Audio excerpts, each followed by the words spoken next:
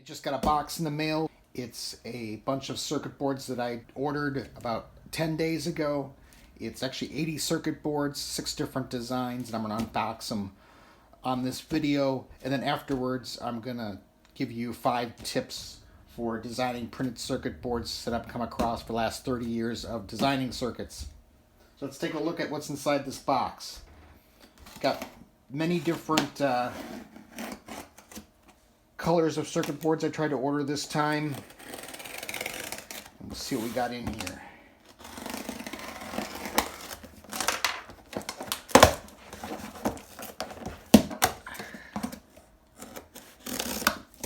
Obviously use a better knife. This comes packaged pretty good. So here's my first design. It's 30 of my Pac-Maze boards. This is a version 3 board. This is actually what I needed to order. I was running low on these for giving more boards for the Mr. and Miss Pac-Man pinball machine. Because of ordering this, I decided I was going to order some additional boards to take advantage of reduced shipping costs. So if I would have ordered this by itself, shipping would have been $60 from China. Because I ordered the other boards, it was only $69. For an extra $9, I was able to get the rest of the boards. So let's see what else I got.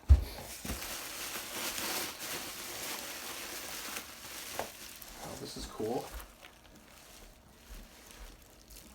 So let's pull this one out here.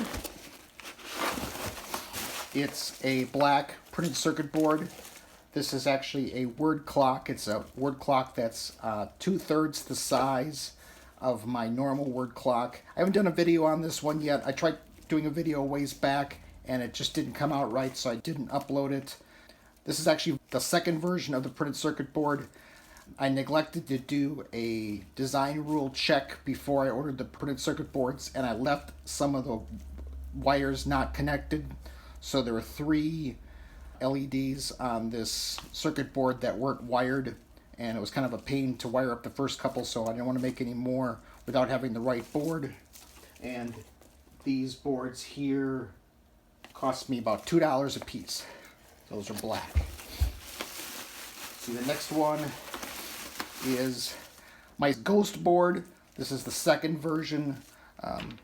Might remember my first version in my last couple videos.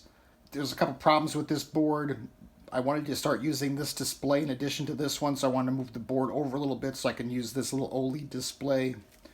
Also wanted to move the board this way a little bit so that this sonic sensor would be on the board and not hanging off the edge.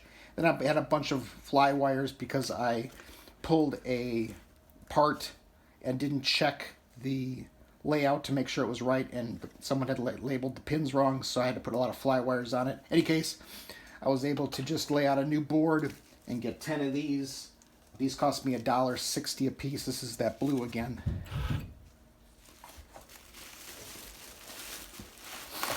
Ah, cool. There's a red circuit boards. This is actually a Tetris board. I was online and I found these little 8x8 LED single color matrices, and they've got a serial driver chip on them that you can actually put a whole bunch of them together, and they just daisy chain off of each other, so you only need a couple pins from your processor. So I decided to make a Tetris board that's got some LEDs at the top for the score, and then 3 of these and some buttons at the bottom. This was just an impromptu board that I threw together at the last minute. I wanted to see how it was going to turn out. I haven't prototyped it yet, so we'll have to try it out right on the board.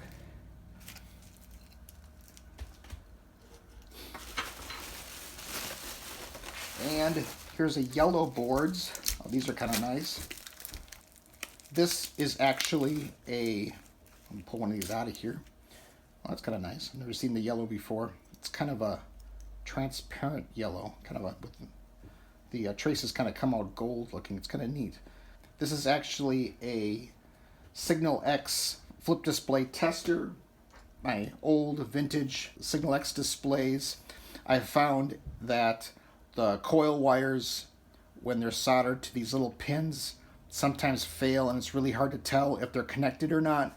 So what I wanted to do is make a little circuit that I could just press up against these pins before I soldered it in to see if the display will flip. And I could test these displays before I solder them into a board. And I can also test them after I solder in the board to make sure that they still work so that I can reach all of the coils before I solder that into my clocks. So this is a Signal X tester. It's got the 329P processor on it and some driver circuitry.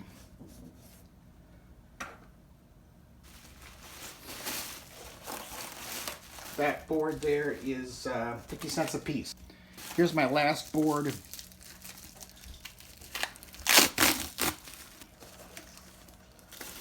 It's another pinball board that I've been working on for a while. It's a soundboard for a 1980s ballet pinball for the Squawk and Talk. I've been sitting on this for a while trying to get it to work. I've got my cardboard prototype here, and I was trying to put all the components onto a board, and I had some problems with the amplifier, and which stalled me out, and I decided I'm just going to put these components right onto this board. That way I don't have to relay out the amplifier. This board also has 3 relays on it that I can control external lights or other options that I can add to the pinball machine. Since I'm decoding sounds on the board, I can tell what mode it's in, and I can tell if the game is playing or if it's in a track mode. So I can have one of the relays come on when it's actually playing the game. I can tell when it's in a bonus mode, which is the aggressive mode for the Mr. and Miss Pac-Man. So I can put a light on to remind you that you're in a kind of a bonus mode. I can also turn on a light when you're in the Pac maze and trying to avoid the ghosts. So that's all the boards I got. Here are 5 tips for designing printed circuit boards that I've come up with over the last 30 years. 30 years ago, I started off doing schematic capture for printed circuit boards using a Mentor Graphics workstation. Did that for many years, and then in about 2000 time frame, the low-cost prototype online PCB business was just starting, and I used EXPRESSPCB, which you downloaded the tool for, and you could order them right online. You could get 3 to 5 boards in just a few days for like about $70. And in the last 3 years, I've been using EasyADA tool online to lay out printed circuit boards. So the first tip is to combine board orders to save on shipping. That's kind of what I did here. I needed to order these boards. I knew that shipping for this was going to cost me $60. So I thought if I added some more boards, I would be able to save on shipping, and sure enough, the extra shipping cost was only $9, and I got all these extra boards, which were already at a low cost. The second tip is to log all the errors as you're debugging the boards for the first time, and anytime you find problems with the boards. So if you find problems with the layouts, the silk screens, or the fly wires, log them all, so that when you have to change the board at the last minute, you have a list of all the things you found wrong. So this is what I've been doing with the Ghost board right here. You can see I talked about extending the right side of the printed circuit board so you can see the OLED display there. Label the buttons on the board, they're not labeled. Label the meter, the sonic sensors. I talk about them on the code, but I don't know which one's which. So label those. Then there's some errors right on the board here, such as the temperature sensor doesn't have a pull-up resistor. I had to add that to the board. Move the sonic sensor away from the Arduino. Fix the humidity sensor, that's the one that's kind of hanging up. It's got the wrong footprint, and so on. So if you list all the things that are wrong, if you have to make a second board, you know exactly what to change.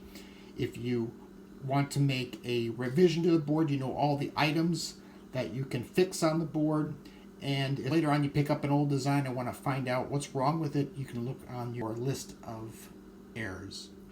The third tip is to label the boards on the silk screen with the version number. So this is a version 0 board, this is a version 1 board. So anytime I make a change and order new boards, I change the version number. If I don't change anything, then I don't change the version number. I do also put the date of the board on here so I have some idea of how long ago it was that I made the revision. But this kind of goes along with tip 2. If you're going to log what's wrong with them, you might as well also log the version of the board so you can figure out what it is at a later date. The fourth tip has to do with your schematic, and that is to check your schematic very detailed before you lay out the board. Actually use a highlighter to highlight everything on the schematic, except for that word clock, which I just showed you because I didn't do a designer rule check. Every error that I had on my printed circuit board, circuit-wise, was in my schematic, and if I would have looked at my schematic, I would have found all the mistakes. So, for instance, what you do is you've got a 23017 digital expander chip here. You look to make sure this is the one you're going to use, and if it is, you highlight it. And then is this going to be U5? Make sure that there's no other U5s on the board. If that looks good, highlight it. And then go to pin 1. Is pin 1 connected to GB0? Go look on your data sheet, and if it is, highlight the 1 and highlight the label. And go on from there. Is number 2 GP1? Yes, then check this. Go back to your schematic and check every single pin and every single label all the way through. And what you'll wind up doing is highlighting everything on here. And if I would have kept going, I would have found out that these numbers here are reversed. 21 should be GA0, not 28, and I would have found that there was an error if I look back at the schematic. Once you've got all the chips, chip lines highlighted, then check to see that you wanted to connect this to this switch, and then highlight that. Check this switch, make sure it's the one you want, highlight that, and so on and so on. By the time you're done, the entire schematic should be highlighted, and if you do that, you'll come across almost all your errors, and your first layout will be correct. The last tip is to enlarge the through-hole pads for any components that you want to remove or might want to remove at a later date. So this board here is for my Signal X display right here. I made the pads for the display extra large. If the hole is really small, it's difficult to remove the solder and remove the part. I did the same thing on my Ghost board. The sensors here have extra large holes and pads so that I can remove these sensors and move them to other boards pretty easily. So those are the 5 tips I have for laying out printed circuit boards.